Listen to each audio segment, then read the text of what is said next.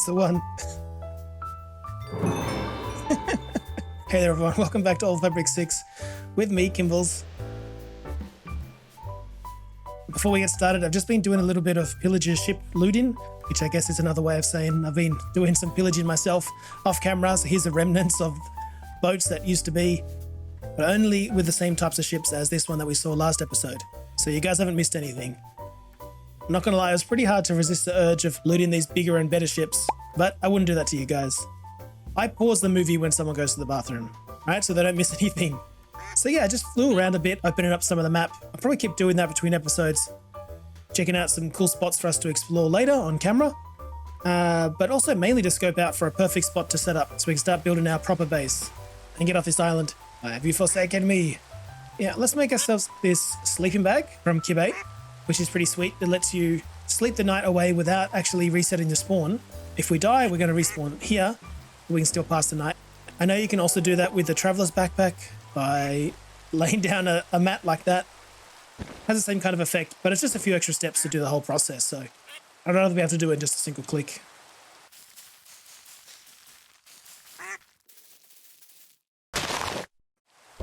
Cool.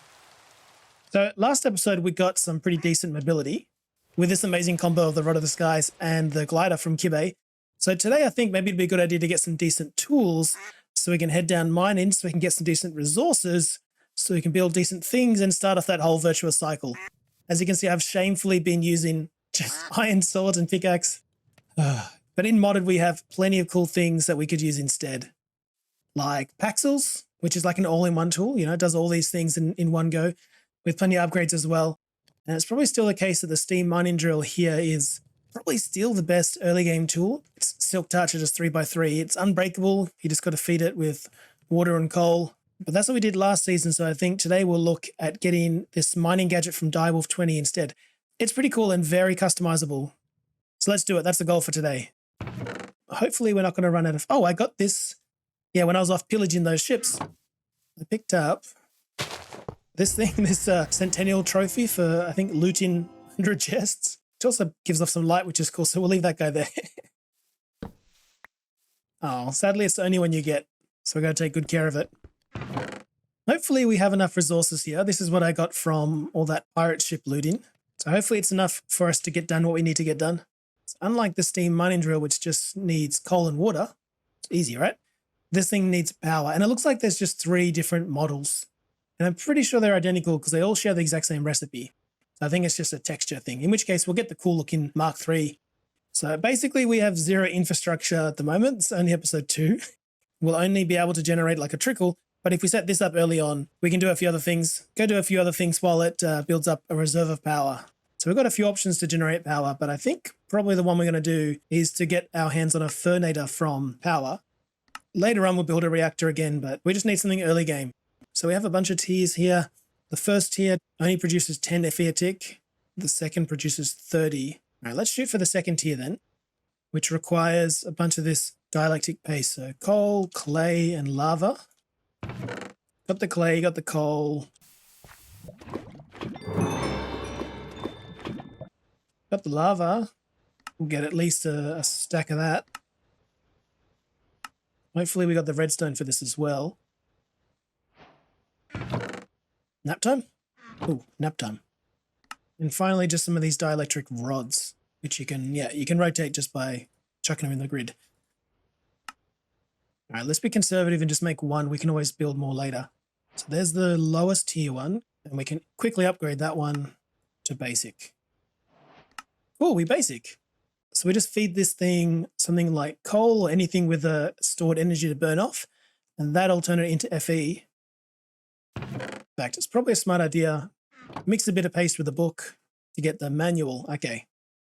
All right. So to generate power, there's your 5 different ways. Obviously, reactors are insane. Like this one produces 300,000 a tick. We'll settle for 30 for now. Yeah, there's one that consumes lava. That's a bit wasteful for our purposes. The thermogenerator is probably the most sustainable. Like you don't have to feed it anything. It just needs to be near a lava source with, I think, water on the back or water coming into the back or something. And it produces the same amount. You know, the starter tier is 10, basic tier is 30. They all produce the same kind of amount, these first 4. It just takes different requirements to set them up. But sadly, the thermo requires these thermo plates, which is blaze powder, something we haven't really got yet. So we'll stick with burning enough logs. We've got a nice steady supply of them coming in anyway. So that's how we're going to generate our power. Then we need to store it in an energy cell and transfer it with an energy hopper. That'll let us put it into a chest, chuck our tools in the chest, and then they'll get charged up. So let's just set up a little thing over here. This guy, we feed it coal, converts it to carbon, and that's producing at 30 a tick. Then we want an energy cell. Voila. And a hopper. Like that. Yeah, so the reason why we're limiting ourselves at this level is, like, to make the starter kits pretty easy, just basically iron and a little bit of redstone. To upgrade things to basic, also doesn't cost too much, just more iron. But as soon as you start getting to the hardened tier, that's when you need to set up an energizing orb, and, you know, that's a whole thing. I'll do that eventually, but this is really, you know, this is just to get us started for today. Rome wasn't built in a day, so we just need a little bit of power anyway. It's only one tool we're going to charge. We need to transfer the power. Pretty cheap. We'll just get a little bit of cable in, like so. All right, this produces the power, that stores it, and then the hopper pushes it into whatever we put in the chest. So if we had an item here that actually took power, it would get charged while it's sitting in there. Now we need to find out a way to get this thing. I mean, what's it look like if we just give it wood now? Just give that a stack of wood. What are you going to do? Oh, cool. Maybe we don't even need cables. That actually just transfers the power all the way to the side. So that'll store 1 million. This has a bank of 1 million as well, and this has a little bank. Okay, little power bank. Right. Inside a single oak log, there is 6,000 EU stored, whereas inside a piece of coal, or presumably also charcoal, inside a piece of charcoal is 32,000. So 6,000 versus 32,000. And it's only going to cost us 1/8 of a piece of charcoal to smelt a log. So that's still 28,000 as opposed to 6. It's definitely worth, I reckon. So it seems like to get the most out of these logs, we should have a little smelting array set up as well. You can turn regular coal into tiny coal. 32,000 divided by 8 is 4,000. So that's there's no loss of energy there. This way, one piece of tiny coal is going to burn exactly one log. That'll produce charcoal for us. Or you can put it in a smoker, which is significantly faster. However, that gives you charcoal blocks, or like burnt logs. It's actually not a bad texture. But effectively, it's identical. 32,000 EU stored in a piece of charcoal, 32,000 stored in a charcoal block. And blocks can be converted to charcoal. So we're down to basically just a stack of iron. I was going to make some hopper botany pots to feed into the smoker, but I think instead maybe we just reclaim these ones. Yeah, because that was just a temporary setup. Everything's a temporary setup anyway. Now, I suspect the cheapest way to get the output of all these logs into here would be to just like stick a hopper and to push it in. So that would look something like this. All the hoppers are kind of pointing into this one, which will put it into the top slot of the smoker. And then on the back, we'll just have to feed in some tiny coal from a chest in the back. You know, that's one way to do it. It's a bit vanilla-y for me, even though we are using hopper botany pots. So let's instead use the item pipes, which will require an attractor. You can use extractors, but for a setup like this, we'd have to have 5 extractors, and there goes all our iron. Although I do have the hoppers already. But it actually seems to make more sense just to use one ender pearl. We've only got 2 of them, and have an attractor, and set a filter on this to only accept oak logs. With a little bit of lapis, we can make the wrench here. That'll help us disconnect these 2. Yeah. We'll just have another chest like there that we can put our tiny coal, and we'll slap an extractor on this one. All right, then we'll just fill this up with a ludicrous amount of the small stuff. That gives us a charcoal block. It'd be convenient if that automatically pumped into there. We're going to have to do that one more time, I think. Down the bottom here, we'll have an extractor. Carry the blocks.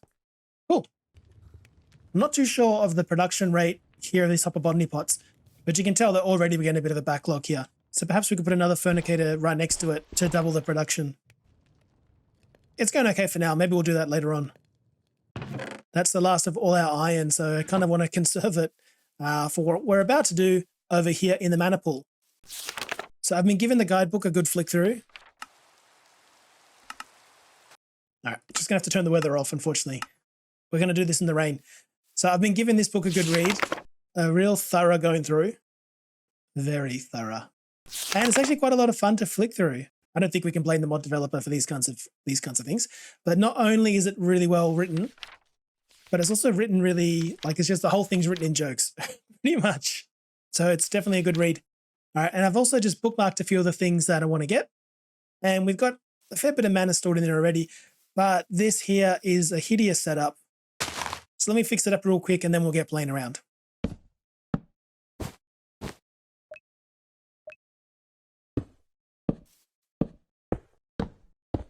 Right, so this should be much better. I had a good play around in creative and it looked like, 7 or 8 might be a good number of endo flames to spreader. And any more of just kind of the mana would backlog into the spreader and then eventually backlog into the endo flames. So with this, if I can get around, this is just a little setup here with the redstone torch underneath a pressure plate.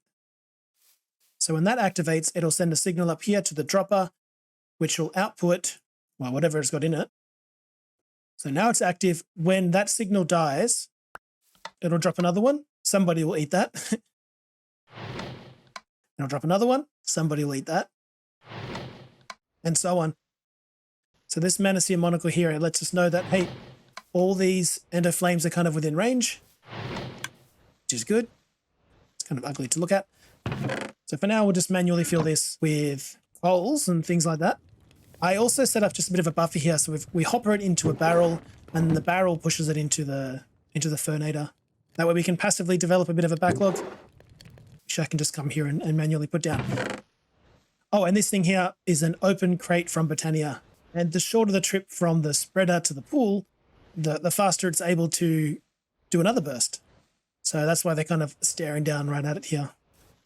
Big judgmental eyes. So we got mana. Right then, let's make us some toys. So I had a good read through the book, and these are the items that I think are reasonable, that, we could probably afford to get them this early in the game. We got mushrooms, we can get a block of coal and stone. These things are fairly cheap, fairly feasible, I'll spare you guys the next 5 minutes as I go through these unsorted chests to grab all the items we need to craft up these toys. BRB.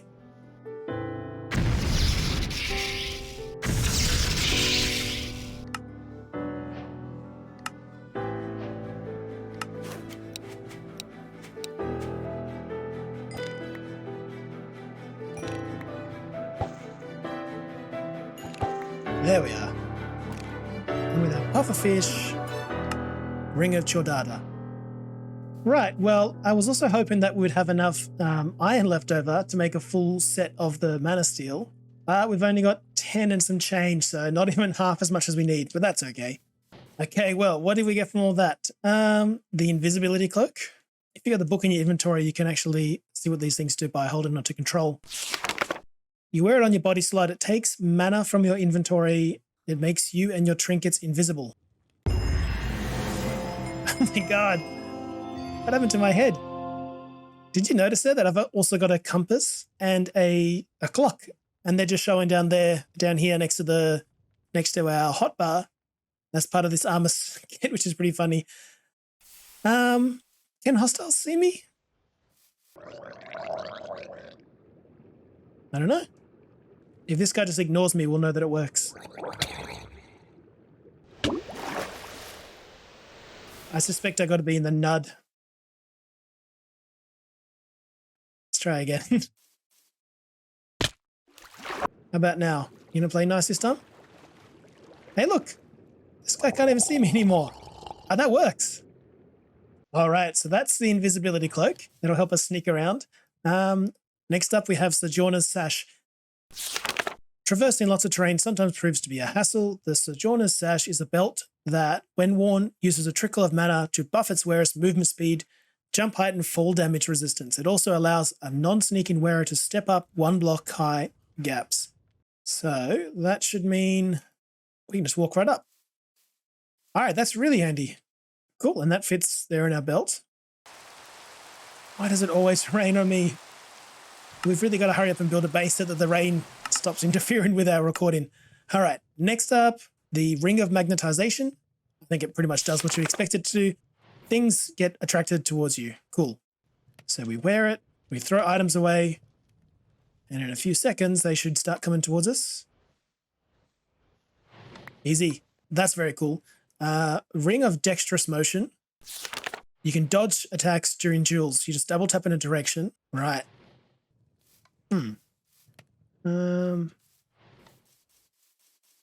Oh, there it is. So that's while running, I think. All right, that's pretty fun. You know, let's put some of these things away that we don't need. Trinket case, we're probably not going to have the monocle. Magnetization is good and all. We don't really need it for now. Maybe that was actually a waste of the iron that we desperately needed. Dexterous motion was fun. But the ring of chore data, and you saw us there fishing for that puffer fish that we needed for this recipe. This guy allows you to swim like a fish. It uses some mana to bestow an underwater wearer with greater vision, maneuverability, mining speed, and infinite breathing. I've got to check this one out. Oh yeah, increased vision. Our movement speed's pretty good. In fact, our movement speed's, that's quite fast. And how's our mining going to look? Hey, I don't mind that. All right, so I'm not trying to make a habit of this, but you can probably see where I'm going with this. Instead of going mining underground, why don't we go mining underwater? To do that, let's just get ourselves a mining gadget, and then we'll head down and start leveling things up. And you can upgrade this thing at a modification table, which looks like this. Isn't that texture just amazing? I want to see what it looks like in my hand. Doesn't that just look incredible? All right, what can we upgrade it with? So you can increase the size of his battery. Obviously, you can get Silk Touch and Fortune. You can place lights behind you, which is pretty cool. It can freeze water and lava when you're digging in dangerous places. But also, it can magnetize things right into your inventory. So that's why we don't really need that magnet ring. So how about we put a magnet on it and a battery for it? You know, we could probably get a much bigger battery straight off the bat since we have so much quartz already. Tier 2 battery, Tier 3 battery. Okay, completely unnecessary. We'll chuck that in there. We'll chuck the magnet in it as well. And that's about all we can afford now, unfortunately. We'll put that in there. That thing will start charging very slowly. Before we go, we just need a couple of things to help us on our mining trip. A couple of danks, one for blocks and one for ore. Sadly, we can't upgrade it just yet, but that's okay. We start off small and then we get bigger. And our trusty friend, Mr. Luggage here. Don't be scared. If you haven't seen this guy before, he's actually on your side. Immortal and will clean up our mess. And I think we can, yeah, we can have them in our inventory. This thing is immortal. It doesn't die in lava. I think it teleports to you cross-dimensionally. It's not a huge storage space, but you know, my backpack's only 2 rows. So it beats that out. You just have to wait till it gets to you before you can access it. Oh, it seems to not want to charge past 1 million. We'll worry about that later. Let's go try this out. Let's finally get mining. So, remember there's no fortune or anything on this yet. Right, that's not bad. Make a dank for blocks and a dank for the ore that we pick up. So I'll just have a bit of a swim around, mine up a bunch of useful materials like iron and that kind of stuff. We'll do a bit of looting, head back and upgrade the mining gadget to something a bit more spiffy.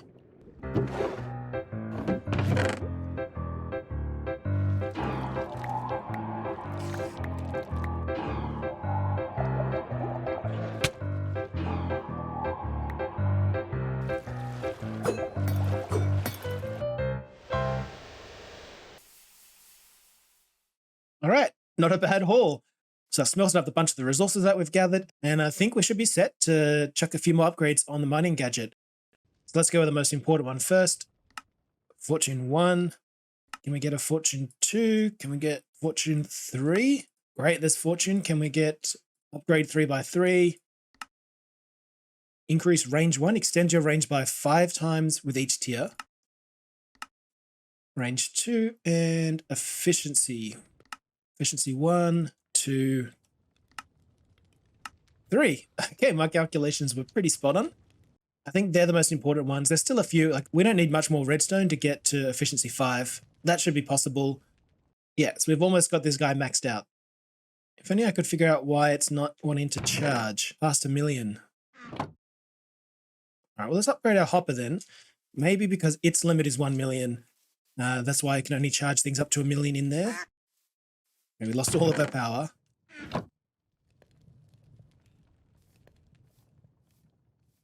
No, that doesn't seem to be the case. Maybe somebody could let me know how to get it above the 1,000,000 mark. And seeing as our armor has taken a bit of a beating, let's let's see if we can get the mana steel set.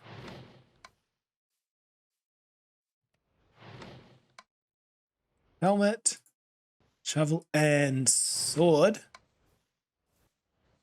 That should have given us an achievement. I probably just haven't unlocked it. There it is. And down here. All right, these things will save up until the end of the episode, which will be our new thing. Let's gear up. Oh my God. With the invisibility cloak, it looks a bit robotic, doesn't it? I've lost double jump, but that's okay. We get a reduced mana cost on things, so I could probably just keep the mana cloak on then. Right, I also picked up this thing, this mysterious locket. It doesn't have a recipe, it doesn't have a use. I'm just pressing R and U and REI, and nothing's showing up. So I'm not really sure what to do with it. Maybe it can just sit here in our special chest as well. Once we get into Spectrum, I'm sure that thing will make sense. So what name are we going to give this hungry luggage? I accidentally gendered them earlier as a he, which was a mistake, because luggage is luggage. Chests are just chests. But I'm thinking maybe we could get away with calling it pecs, you know, for like pectoral muscles, because this thing, it's just so strong and immortal. Yeah, I know, it's not great. There's always Roomba, which I mean like that little vacuum cleaner, and not the style of music and dance that originated in Cuba. But to name it after what's essentially a pretty cringe marketing term for a type of vacuum cleaner, I don't know, stinks a bit too much like product placement to me, and ironically makes me feel a little bit dirty. So back to the drawing board. Name to be determined, I suppose. Watch this space. All right, we've still got a little bit of time in this episode, so how about we go test out these new gadgets?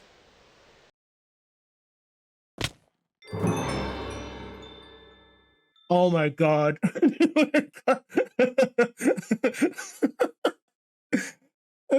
thought I had...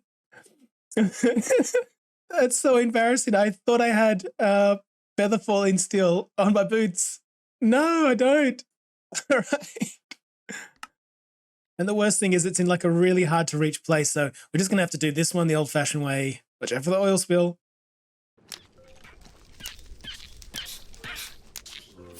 Now I'm really banking on the hope that those gravestones don't burn up.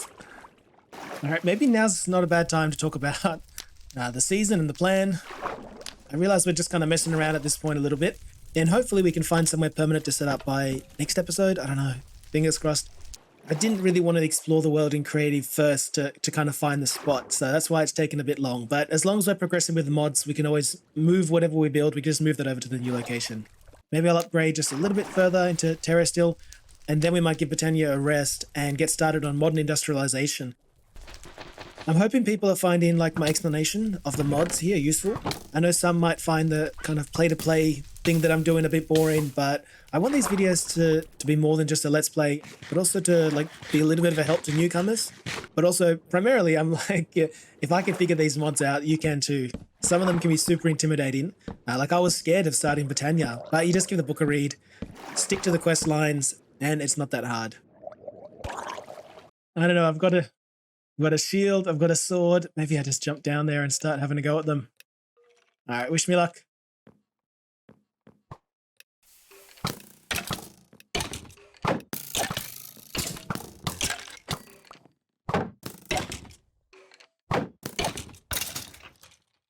Oh, we made it. All right. Thankfully, they can't move. For some reason, they're stuck in place. Oh my God. Why was I such a fool? Maybe I should have gone in invisible from the beginning. This is risky, but maybe if they can't see me, it won't attack.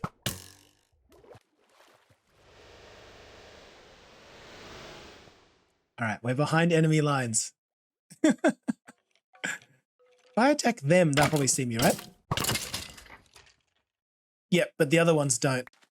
We just need to take them out one by one. All right, this invisibility stuff has come in much more handy than I thought it would. You just sink them. That's another way to do it.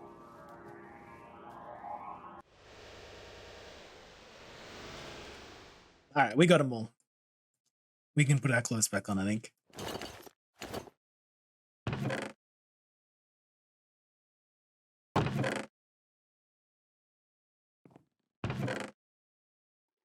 All right, not bad. We didn't really get too much out of that. Some mending's nice, some kind of half decent vanilla enchants. Yeah, nothing too spectacular. Let's open up these loot bags and see what we get. That was a magic common bag. 9 magic rares. All right. Mana pearls are nice. Amethyst dust. Some delicious submarine sandwiches. Petals, another mana pool. Okay, and we've also got some Powah common, Powah rare. Powah common loot bags. Oh, that's so cool. That thermoplate stuff is exactly what we needed for a thermo generator. Some dry ice, right? And what's in the rare one? Dialectic paste, okay. All right, and 2 artifact bags. Oh my God, what do we want more than anything? I wouldn't mind a crystal heart to give us more hearts, increase our maximum health. But of course, night vision is the big one. Night vision's a winner. Oh, fingers crossed. Umbrella. Right. And a glare staff. Places floating lights. Yeah. I mean, that's something. Free torches, I suppose. And this can be used as a shield, and also you start floating down. Okay. Well, didn't think I'd be using an umbrella, but if that's going to save us from another nasty fall, maybe I should have it equipped.